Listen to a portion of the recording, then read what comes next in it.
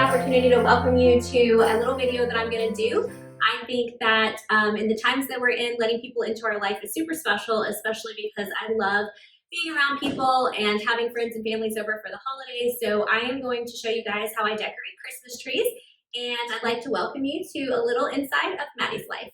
So let's get started. I'm going to go over some things that are going to help you first. And my very first rule is you should always have fun. Again, Christmas is supposed to be about laughter and happiness and fun, so don't stress yourself out. Any rules we go over are not hard and fast rules. They're rules to help you, not harm you, so don't overthink anything. As you can see, I've already set up our tree here today, and so I'm going to just tell you some quick things that would help you when setting up an artificial tree. When you go to do this, I always like to wear long sleeves and or kitchen gloves up to my elbows because it does start to scratch your arms, gets very uncomfortable, and sometimes you'll give up on fluffing the tree just because the pain is so great. So make sure you have something on to protect your arms. And when you're fluffing, most trees are done in sections. So you start with the bottom section, put that on, fluff it first, and by fluff it, I mean pull the branches out, make it look like all the holes are filled, and then move your way up, adding sections and fluffing as you go. If you put them all together, it's a little bit harder to fluff because you can't reach some things in the back. So go ahead, get your tree up, get it fluffed. As you'll notice, I have the skirt on now. Usually I save that for last because a lot of debris falls and you want to make sure your skirt's clean. And I think it's kind of a fun way to wrap up the project when you're done doing the tree. So some tips before you get started on the actual decorating of the tree. Make sure all your ornaments are out where you can see them. If you're pulling them out of boxes while you're trying to do this, sometimes you forget what you had, and it makes it difficult to go in the order of things that might make the tree look more full or pretty. So I like to take mine out, and as you can see, I have them organized by ornament and just put in different bins where I have little things that I can access. Of course, today I'm using matching bins, but that's not always how it works out. Just whatever you can do at home to get them separated out so that they're easy for you to grab. I always start with the tree topper because it's very hard to get into the top of a tree once you have it decorated. So I put the tree topper on first.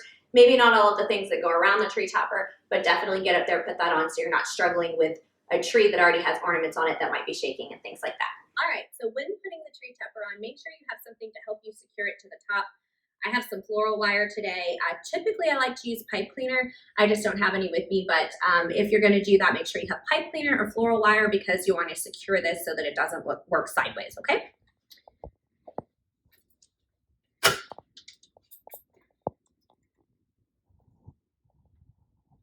Sometimes it's easy to just bend this guy down, give this a little more of a base. You want to stick that thing on there really good so it's not standing up too tall above the tree. For me, I still think that's too much. Sometimes what I'll do is I'll come down and instead of actually putting it on the stalk, I'll use the stalk to kind of wire it on.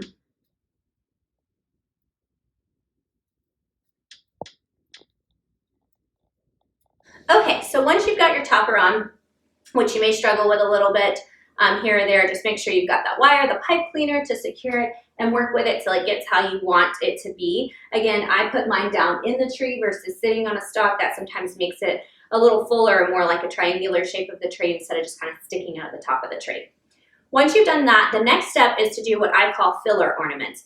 These are your less exciting ornaments. Oftentimes they're the cheaper, the plastic ones, and they're used just to kind of fill in some of the holes of this tree. But before you start with any ornaments, make sure you turn the lights off of the tree. The lights will actually give you a false sense of fullness in places, and you're going to want to turn those off so you can actually see where the holes are in the tree where you want to put ornaments. Okay, so for the filler ornaments that I use in the back of the tree, and by back of the tree, I mean back here, kind of inside the tree, I like for them to just be roughly the smaller sized ornaments. You can do a mix of these and then some that are a little smaller, or even the baby ones, just depending on what you have. I do like to use a lot of things that are either shiny, they have glitter, or they reflect light in some way, because the purpose of these ornaments that go in the back is just to pick up light and look full from the outside looking in. So I just kind of start at the top, bottom, middle, wherever, and work my way around until I have ornaments everywhere on the inside of the tree. While doing this, keep in mind that there are some rules about ornament placement. They apply more to when you get towards the outside of the tree, but just to go ahead and give you an overview, things look better on trees in odd numbers, so 3s, 5s, and in triangles. So if you would like to create like a triangle here, an ornament here, an ornament here, and that gives you a triangle effect, and kind of just repeat that on everywhere around the tree. Now, again, that's not as important on these ornaments that go in the back. That's more important, or applies more when you come outside of the tree. Again, when I say back of the tree, a lot of times you might think I'm referring to the back. I'm referring to back inside the tree, meaning towards the stalk of the tree. So I'm calling that the back, but officially that would be inside the tree. Another thing that may be helpful is when you're working, go ahead and pre-hook all of your ornaments if you're working alone. My husband doesn't actually like to hang things on the tree, so his contribution is doing the hooks for me. So if you have someone that wants to help but doesn't want to actually put things on the tree, that's a good option. And they can hook as you go, or they can pre-hook for you while you work.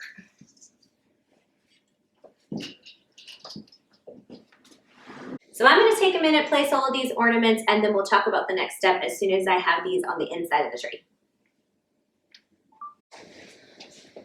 All right, now we've completed our first 3 steps, and we are in step 4, which I like to call large ornaments. So I am a more is more person. At the end of this, you might be wondering if there's any tree left under all the ornaments I've put on it. So if you notice in step 3, we put all of those ornaments on the inside of the tree. Kind of when we turn those lights on, those will be reflective. And now I'm gonna work with my largest ornaments and kind of work my way down.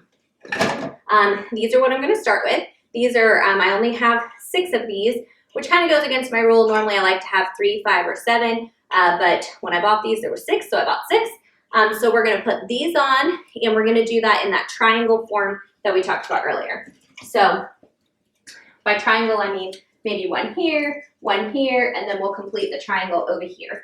And then I'll show you how to play off of one to keep making triangles kind of all around the tree.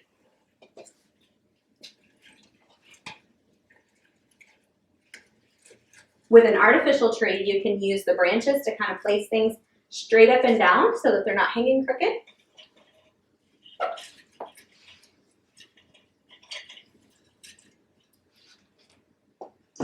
So if there's the 1, the 2, the 3rd part of our triangle is going to fall somewhere kind of over here. They don't have to be equal triangles, but just kind of visually a triangle.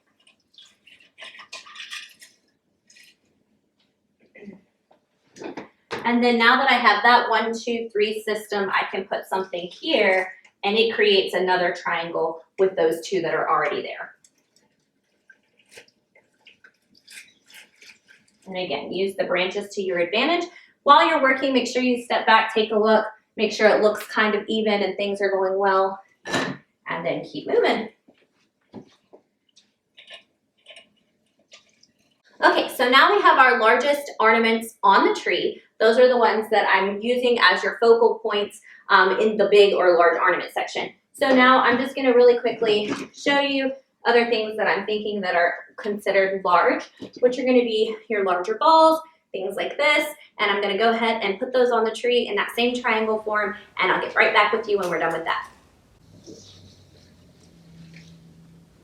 Okay, so that'll do it for our last large ornament, our last large ball, and now we're gonna start with ornaments that are more decorative or less spherical in shape, and we're gonna go from there. If you look at the tree now, you can see some of these triangles playing in. You can see it out of like ornaments or like sized ornaments, and it's really starting to fill in nicely. And so we're gonna do something before we put on all of the other ornaments that I'm talking about. We're gonna go ahead and weave the ribbon through the tree. Some people use ribbon, some people don't. I like it. I think it gives an element of pizzazz to the tree. Okay, so talking about the ribbon that we're gonna put on, this is the hardest part for me.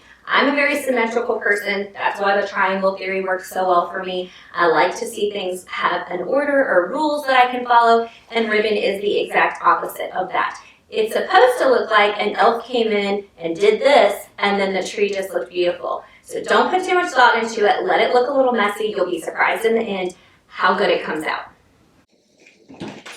So when you're working with ribbon, put a pipe cleaner or some wire at the top of the ribbon. You're gonna start at the top by that star. We're gonna put a bow up there after we're done with all of this. So just kind of let it be not so pretty up at the top. Attach it to the star or around the star, and we'll work our way down.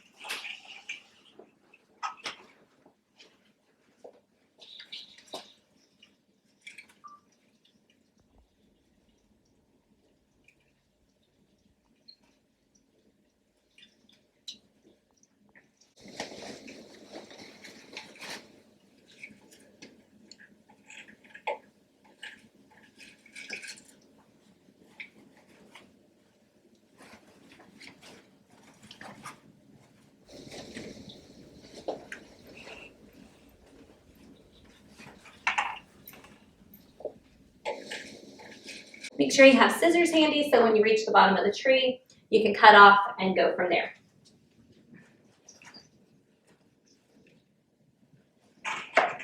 I like to cut a little extra because that gives me the ability to go and play with the ribbon more. Okay, so that's one strand of ribbon. We're gonna do a couple on the tree, so I'm gonna get that done and I'll be back with you in just a minute. All right, so we have our ribbon on, and just to kind of finish that off and hide where we did all of that, I've made a quick, easy bow to go up near the star.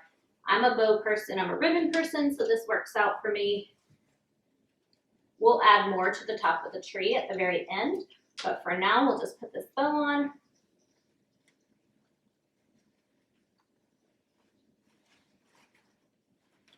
Give it a little fluff. And we've covered up the areas where we put the ribbon strands on. Okay, we are now on step 6. These are going to be your decorative front ornaments. So in addition to the big ornaments, these are the ones that are going to steal the show. These are the ones that are usually a little more exciting, not so round. So we've got some reindeer heads. We actually have some reindeer antlers, lots of little things that are going to fill this tree in and make it sparkle. Keep in mind you're still following that triangle form. It's a little less important with these than it is with the balls. These are really there to just kind of add that extra wow factor. And we'll film putting a few on, and then we'll kind of leave you and get back to you when we reach the next step. But kind of, if you can see again, I have them all organized. I do one type of ornament first, so I'll place all of these before I move on to the next, and we'll kind of take it from there.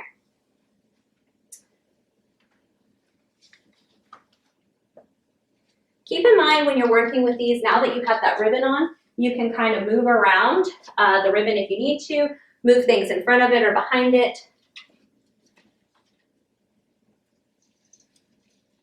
And don't be afraid to put ornaments right next to each other. That's what gives it that full and complete look.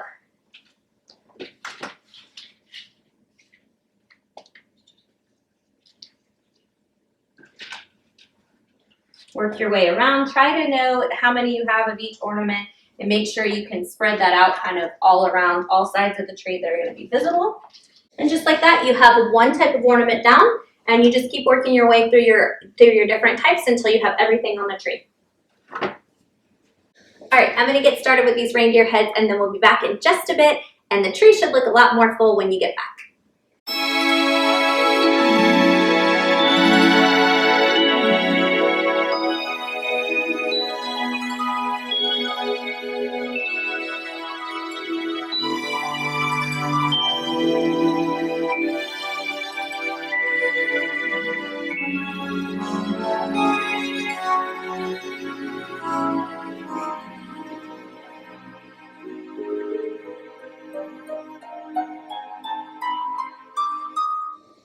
Okay, that about wraps up our decorative ornaments. Our ornaments that are the most far forward and the most exciting ornaments that go on the tree. We only have 2 more steps, one of which is pretty easy, and this next to last step is not so bad either. So this is going to be whatever kind of picks you have. Some of you have longer picks that kind of look like this. They go all throughout the tree. Some of you have shorter things. And then some of you have like flowers or poinsettias. So this is the step where we kind of go in, fill in all the little holes with those picks. And then for me, I'm going to use these larger, sparklier things at the top of the tree around the bow. So we'll get started on that, and then we'll be back in just a bit to put the final touches on. All right, that is the last one of those. With your picks, don't be as crazy about the triangles. You're really just looking to fill in holes. Oftentimes I do use bigger picks, things that spray out or spray down the tree, but this is kind of an earthy tree, so these pine cones were really fun. So with that, we move on to the second part of that step, which is anything you're gonna put at the top of the tree. In my personal tree at home, I use a sign at the top that says Merry Christmas. This one is gonna be a little more picks and things like that. So we'll just get started and see how it goes.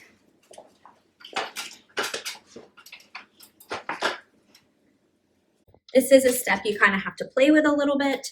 Sometimes it's easier, sometimes it's a little more challenging to get it to look kind of natural.